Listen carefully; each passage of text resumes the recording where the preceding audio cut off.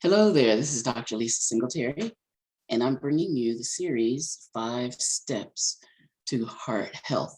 Now, before we start the 5 steps, I want to go over a little bit of the basic anatomy of the heart and the blood vessels.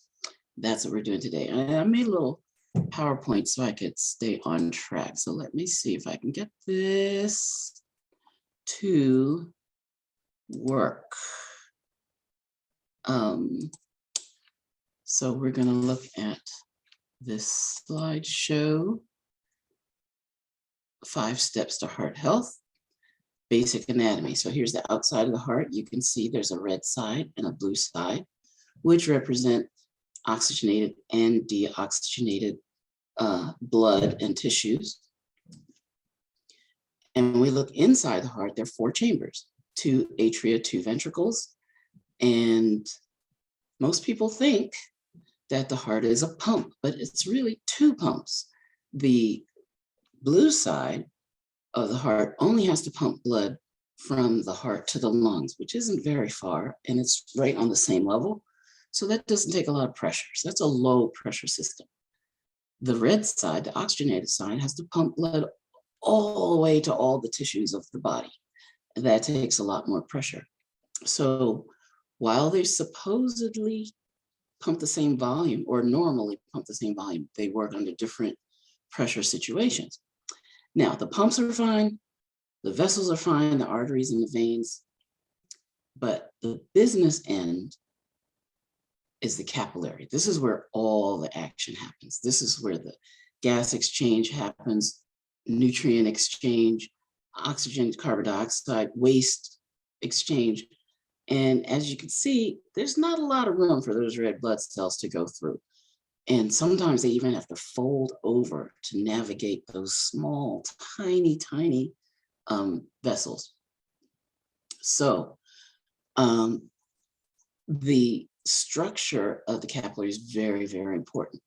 So we can see that there's only 1 cell in the lining of the capillary. And if the capillary doesn't have enough, all the right circumstances, these red cells can kind of get blocked up. They can start what we call rouleau formations. They can start clots. And so this is important. Imagine the damage. If there's too much pressure inside the capillaries, there's not enough fluid in circulation.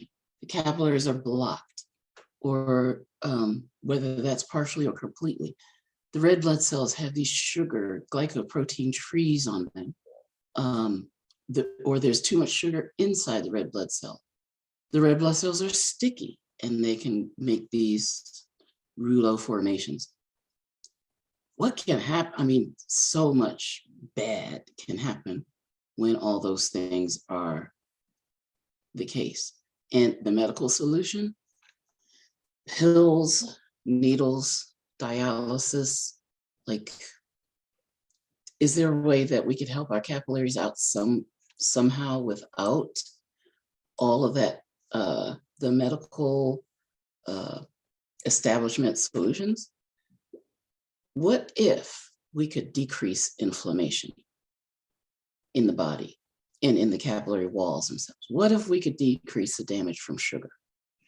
What if we could decrease oxidative stress? What if we could increase blood flow through the capillary beds? What if we could decrease the stickiness of the red blood cells? That all sounds pretty good, doesn't it? So if you want to hear more about how maybe we could support your local capillary, stay tuned for the series of 5 steps to heart health. All righty. This is Dr. Lisa Singletary signing off. Love you all. Mwah.